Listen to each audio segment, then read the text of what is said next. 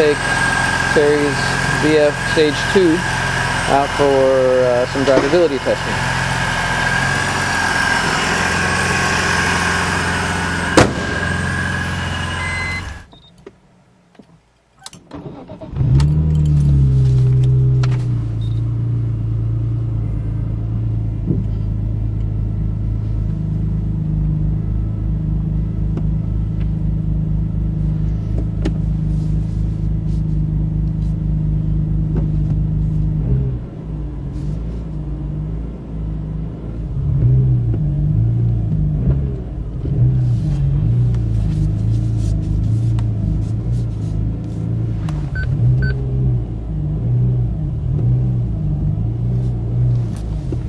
Alright, we are out showing the drivability of the VF Stage 2, and so far it drives pretty nicely.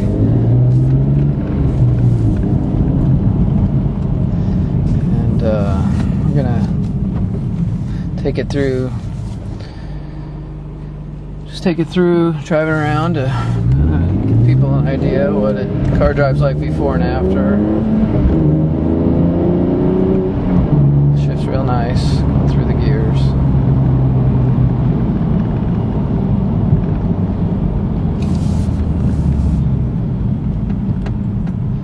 And stock clutch is real smooth.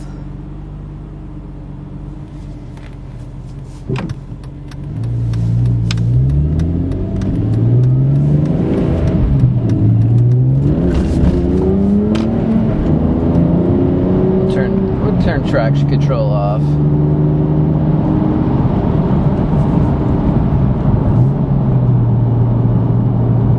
So far, everything's great. Shifts through the gears just nicely. It's got a good response.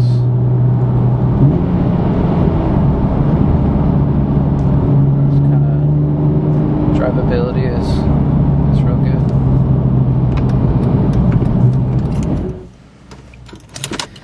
Alright, I'm back, and I realized that I forgot to get the Vbox. This is a Vbox, and what it allows us to do is give us a better idea of drivability. Now, as long as both kits, the VF and the HPF kits, as long as they idle good and so far, this car's with the VF kit is idle good, and the drivability is really good. One of the things that the Vbox can measure that you wouldn't know by just looking at a dyno graph or seeing videos of the car is to really think about drivability, you need to think about how the car feels and how much G-forces are being exerted on you at every RPM. And so the beauty of the Vbox is it actually uses satellites to locate your position, and from those positions it can very minutely detect the rate of acceleration at every speed that you're going. So what we're going to do is we're going to go through 5 gears. There's a road that will allow me to do this, where we will take each gear from 2,000 RPM to 8,000 RPM and record the G-forces and the rate and at which, how long it takes to cover that RPM range in every gear. That'll give you kind of an idea of what I'm feeling when I'm driving this car, and we'll also do it with our turbo kit, and we'll also do it with our turbo kit when methanol is used as well. Okay, now let's do third gear.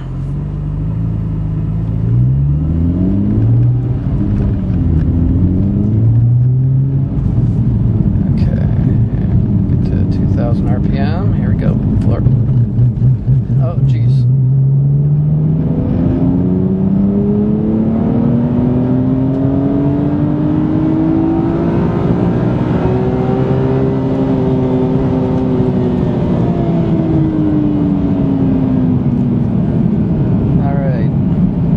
That jerkiness was actually the first drivability issue I've seen on this car. Other than that, the car drives great. I'm not sure what happened there. I'll try that one more time and see if that's something that is a recurring problem. So let me turn around here.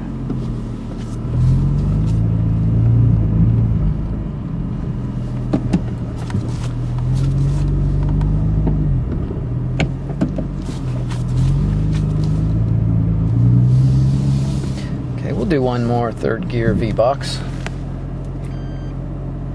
That one didn't start out too good. So let's try again.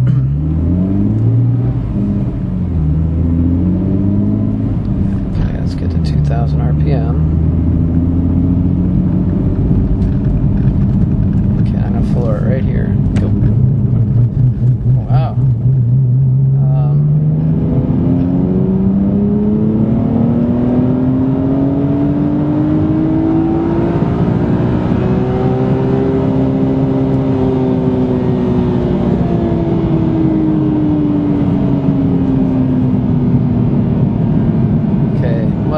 Figure out some other way of measuring third gear because we can't do a pull because when we floor it, it jerks. So I'm going to try one more pull in third gear, except this time I'm going to give it half throttle until it seems like the problem goes away at about 2,600 RPM. I really want to get a good Vbox log of third gear.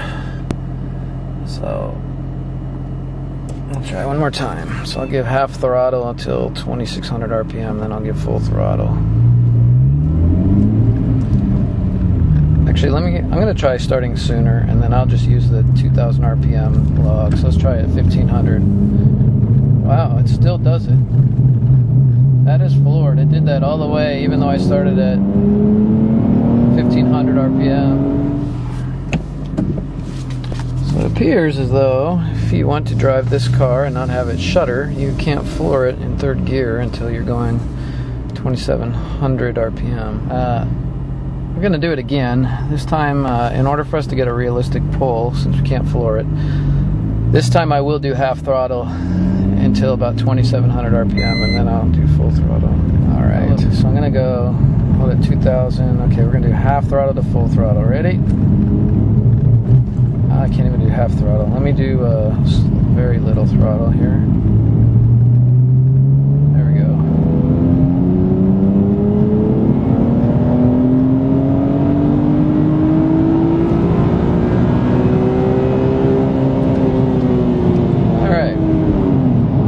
Good pull that time.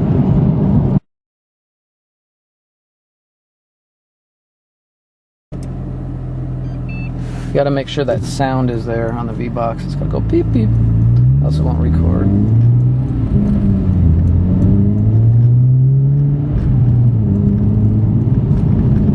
Okay, so let's get to 2,000 RPM. Okay, here we go. It's floored. Oh, that's floored right there. And you feel that stutter? Goes away 2,500 RPM. Try it again. No, it's still stuttering. Okay. And I'm going to do partial throttle so that I don't get the jerky. Right at 2,000 until 2,500 I'll floor it, but we should get a similar result. Okay, so 2,000. Okay, here's light throttle, full throttle. Let's hope we can get to 8,000 RPM before we run out of road.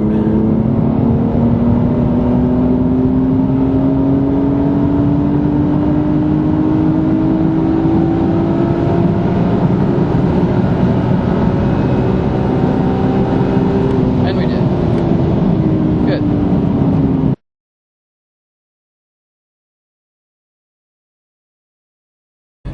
Okay, we're going to do a 60 to 130.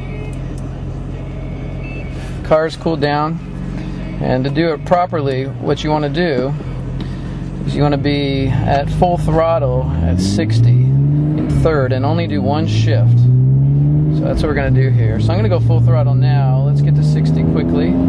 As soon as I hit, the computer will record it.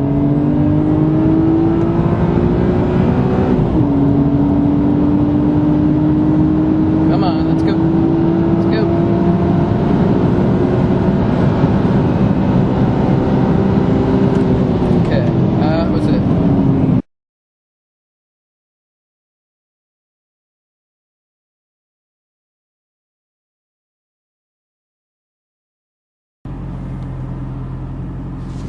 Alright, we're heading back.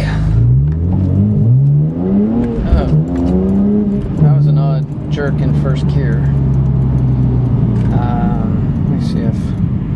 What I'm doing here is I'm just flooring it in first.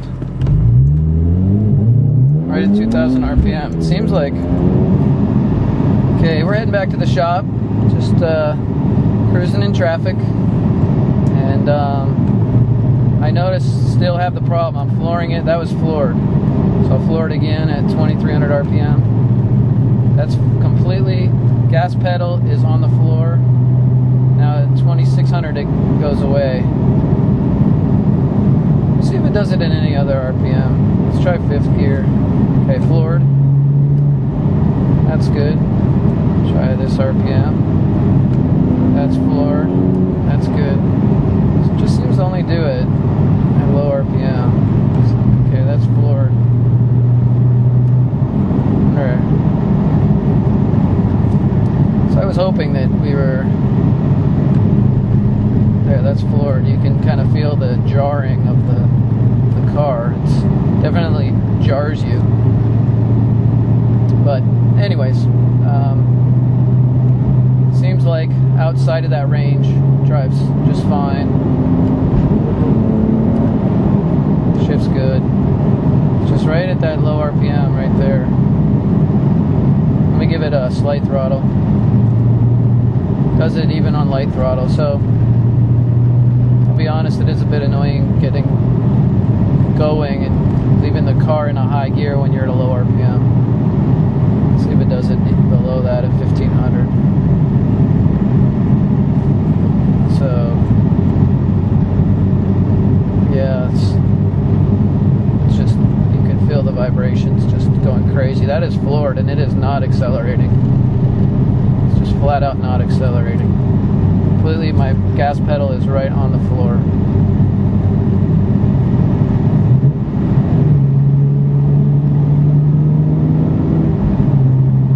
Now, what it appears as though is that this car only does it when once you've been driving it a little while. It does seem to, when I drove it earlier today, it didn't have that problem. When the car was cold. Okay, we're heading back to our shop right now.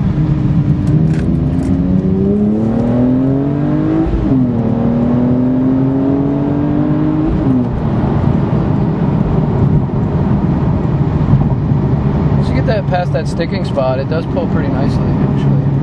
Doesn't have a lot of torque. You gotta wait for the power, but once you get up there in the RPMs, the power seems to be there. Alright, we let the car cool down for about a half an hour, and now we are going to pull it on the dyno and see what it does.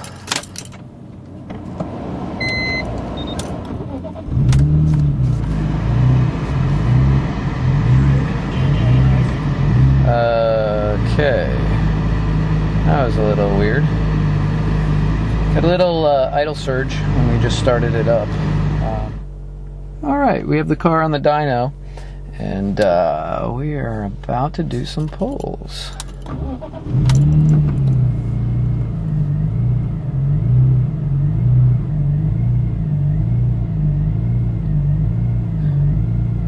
The idle, as you can see, is wandering a lot. We've noticed that this car, the idle wanders once it's warmed up and you restart it. It does that. And I am not making that go up and down. If I give it some gas and I let go of the throttle, it does that. So that is definitely another drivability issue that we found. It does seem to settle down after about 15 or 20 seconds, so I'm not sure how long it'll continue to do this, but it does seem like it is hunting. Alright, we're gonna get the GT1 tool hooked up here and then let the car cool down a little bit. About 20 minutes or so, we've left the fans on. What we're gonna do is do a 4th gear dyno pull. So I'm going to go ahead and do that right now.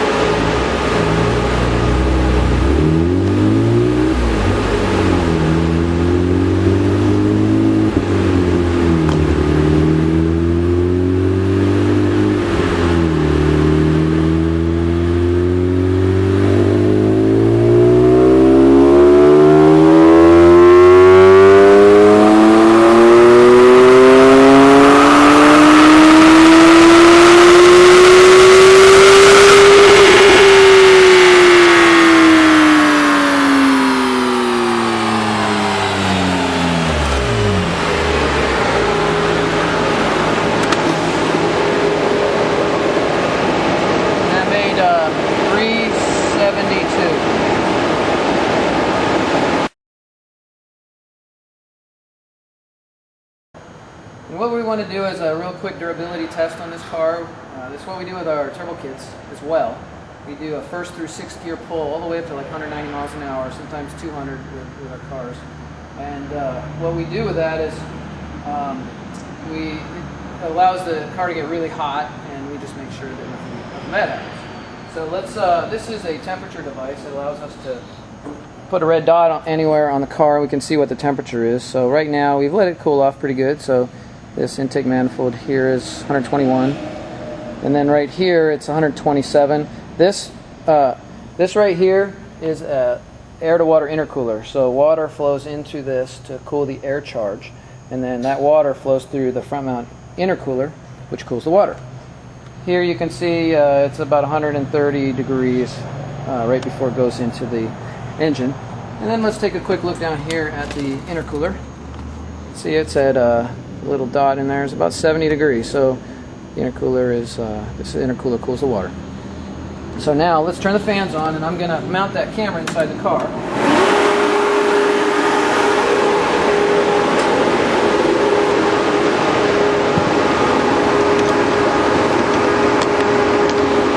Now we will start the car, release the dyno brake,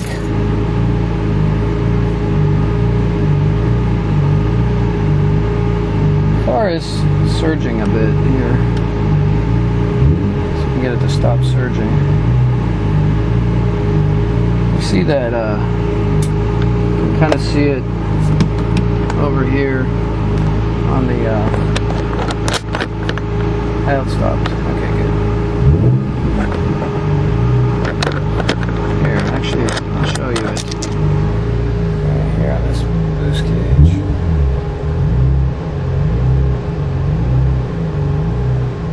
So that's kind of what we've seen on some of the other ones we've done, but didn't really want to talk about it unless I did it on this one. So I'm screwing the camera in, and it only does it once it's warmed up. Okay, so dyno brakes released. We are good. I'm gonna get it rolling in 1st gear.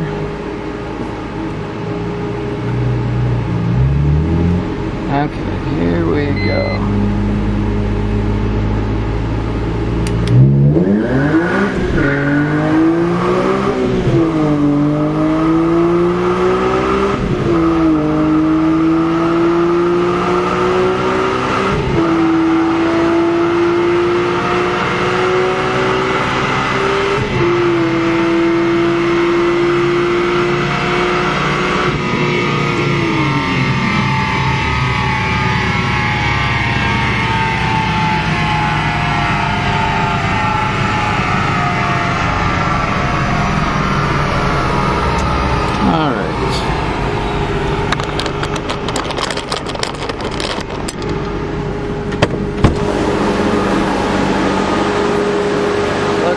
Here, and what we see here, you can see speed on the bottom, and so you can see what it does with each of these gears. In 2nd gear, it made 332. In 3rd gear, made 360. Now these are SAE corrected. Uncorrected makes a little more. In 4th gear, it makes 353. Fifth gear made 351. Now sixth gear, you'll notice this significant drop off here. We didn't take it to red line, but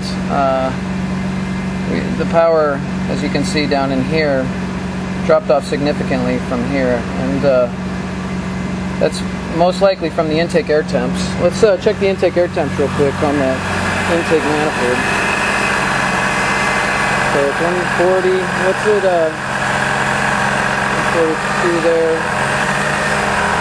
147. Now you can hear it surging idle. We've got all of our stage 2.5s done, so we're about to dig into Terry's and pull this supercharger kit off. And one thing I did notice, we've been moving this around in our shop, is one more drivability thing. Cold start is sometimes fine and sometimes not.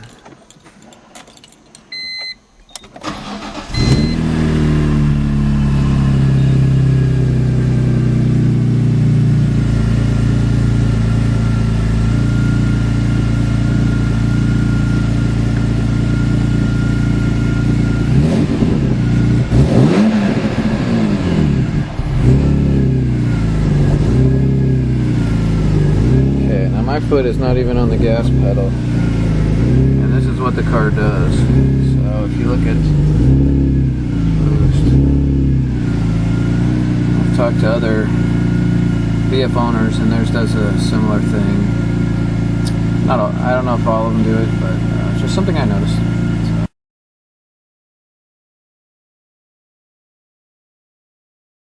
All right, here we are with Terry's car. Just finished installing the Horsepower Freaks turbo system on it, and we are going to take it for some testing today and test it out, compare the results. So let's go ahead and start it up.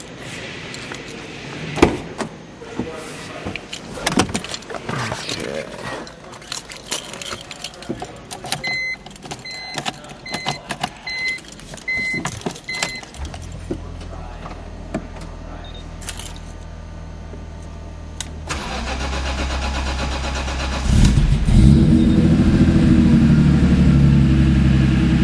Sometimes this car is really cold, super cold. So that is cold start when it's super cold. Took a few more cranks than normal.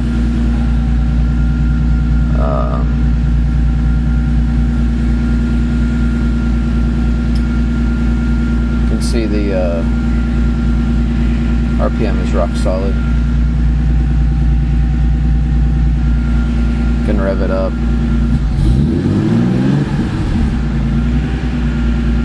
This car is really freaking cold though. It's been cold in our shop too. So, alright, let's back it out.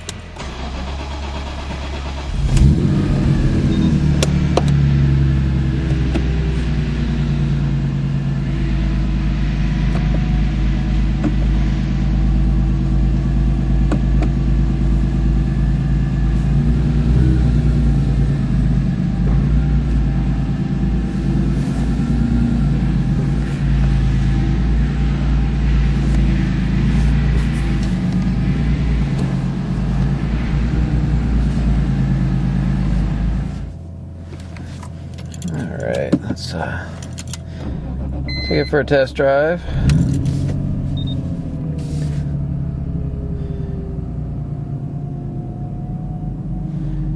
Now, one thing about the HPF cars is it's really cold outside, and we just started the car. It's not fully warmed up yet, and there's a slight lag in the RPMs coming up when I just give it gas. So it goes away once it's warm out or once the car's warmed up. But I just want to point that out. Alright, let me get my seatbelt on. And that's, GP tells me that's because the larger injectors are really big, and let's get this into reverse. If you ever wonder about your SMG, sometimes it doesn't want to go into reverse. Real simple tactic is just put it in drive, or put it in first, and then you can switch right back to reverse. Alright, let's see how this feels.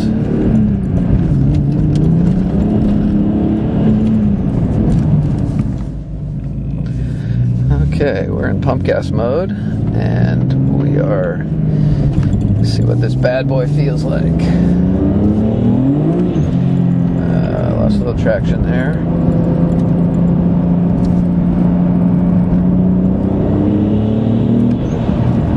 Even pump gas mode in this car feels amazingly strong.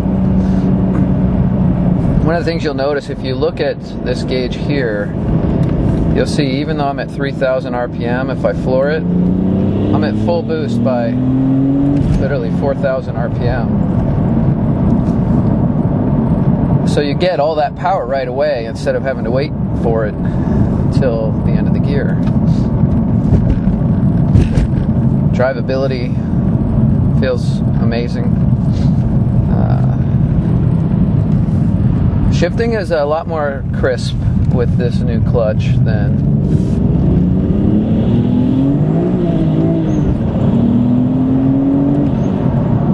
yeah, that feels really good.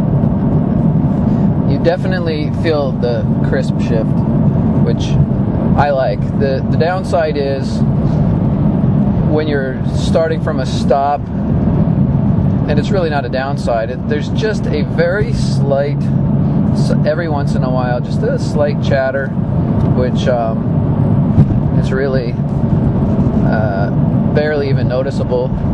And a lot of it too depends on how you drive it. If you try to start out in second gear, and it's all because the clutch has a friction material that's a lot grabbier, so you need to, when you start from a stop, just accelerate a little faster than just leaving it in gear and letting the car just kind of roll forward. So you just give it a little bit more gas and then it just goes. But the chatter is really, if you're riding with somebody, you just never notice it.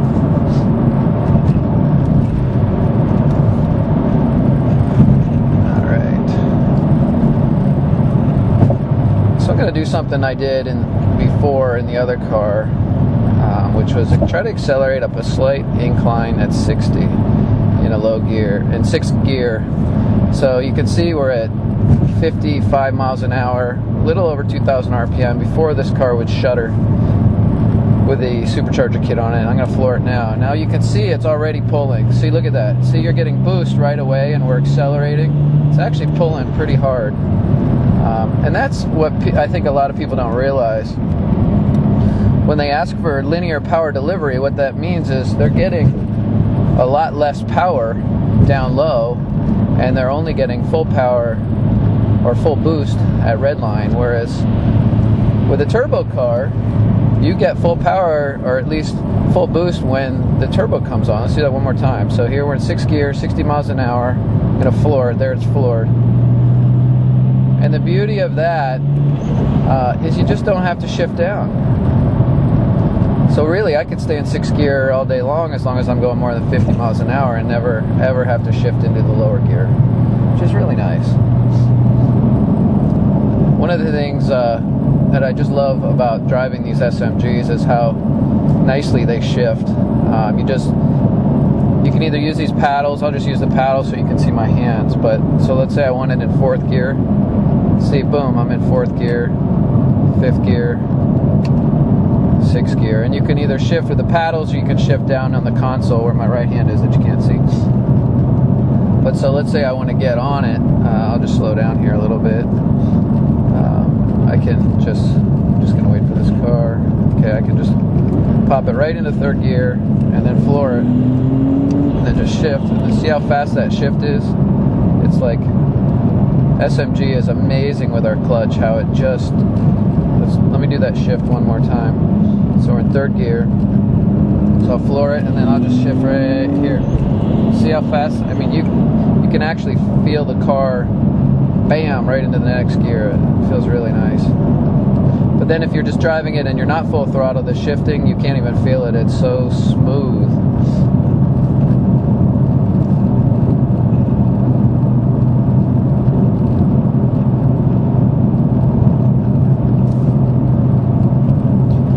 always like to be able to see the gauges too. When I first took this car out, it had this car. We haven't put the methanol switch in yet, so I didn't know if I was running methanol or not. And you can easily look at the boost gauge, and it will tell you what boost you're running. So basically, we're going to see about 7 or 8 on pump gas and about 13 on either race fuel or pump gas and methanol. Okay, so this clutch isn't even broken in yet. You can see how smooth that start was. I am not even, you know, when I say there's a hair of chatter, I mean, you can't really tell. But I wanted to show everybody, we get a lot of questions about drivability, and what we try to tell people is, how does your car drive now? And they usually say, well, it drives great. And I say, well, that's how it's going to drive, just like it's stock. It's just, now that you could see there was just a little tiny bit of shudder, and that's because I didn't really, this clutch has about probably 10 miles on it, so it will get completely smooth by the time it is broken in. One of the things I love about the way these cars drive is the idle is so smooth,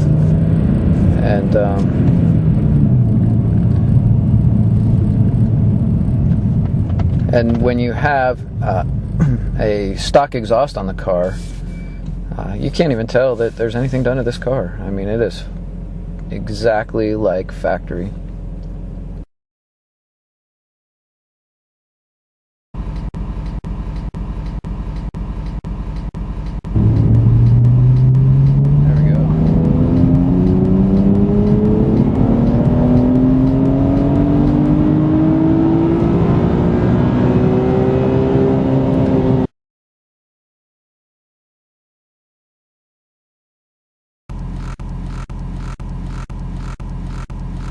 Light throttle, full throttle. Let's hope we can get to 8,000 RPM before we run out of road.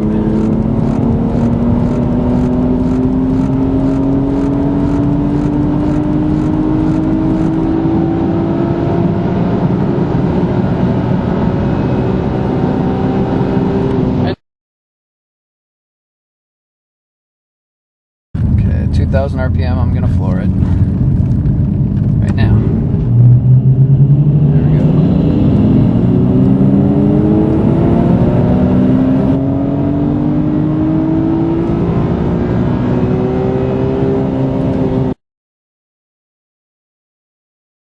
See what's down the road. Alright, here we go. Light throttle, it's floored. Full throttle. Let's hope we can get to 8,000 RPM before we run out of road.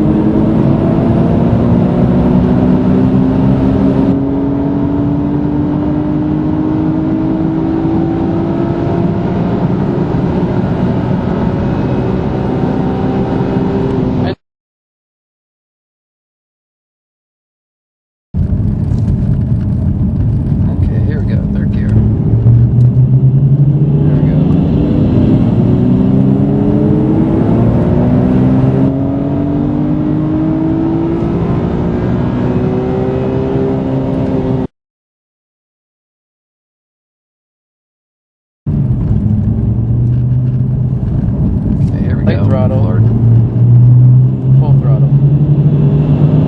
Let's hope we can get to 8,000 RPM before we run out of road.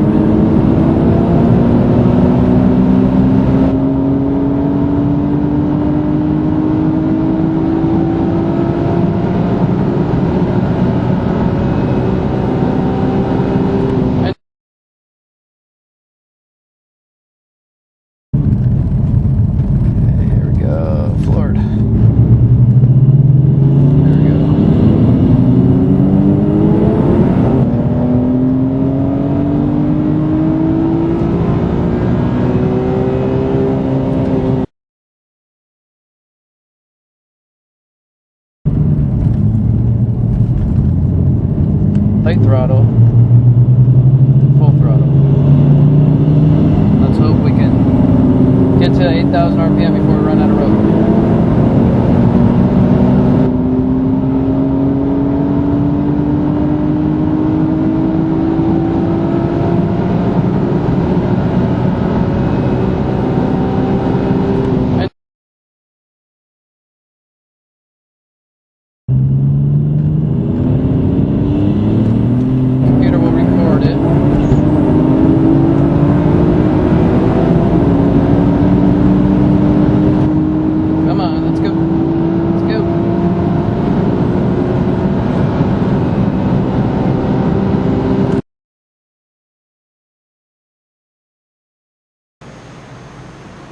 Hi, we're here at Terry's car after putting the Horsepower Freak Stage 2 turbo kit on it.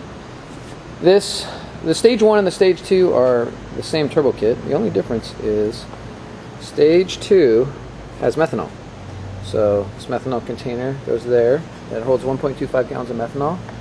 The nozzle for spraying the methanol in is right there, and that is actually controlled on a duty cycle by the computer. And then the pump is right under here. And it all works seamlessly. So let's check the temperature here. You can see it's 61 degrees on the intercooler hot side, which is cool. And we're looking at the intake manifold here, and we're seeing temperatures of about 98 to 100 degrees. So I'm going to do some polls on the different settings, and so we can compare them later.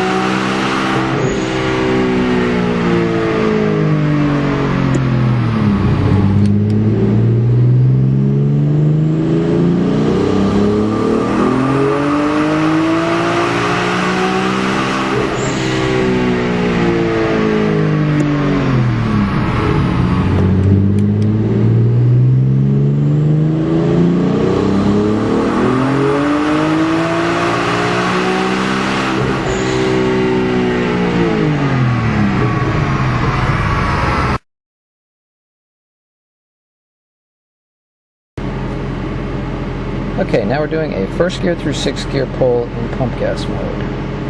Just get the tires rolling.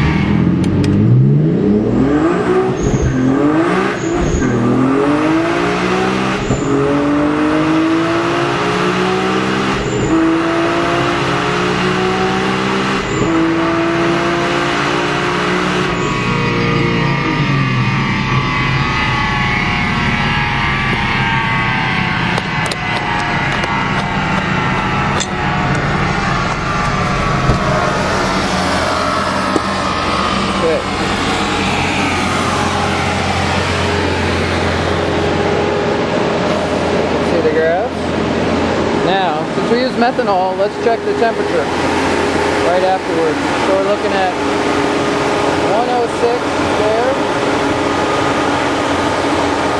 111, wow, 110. That's a huge difference with methanol.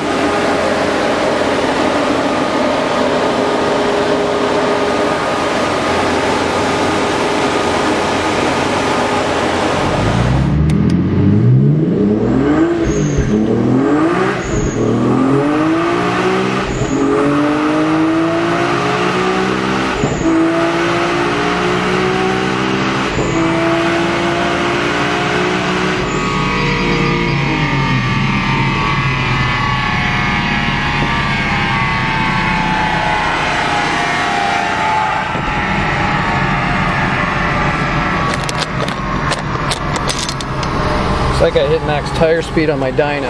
Whoops.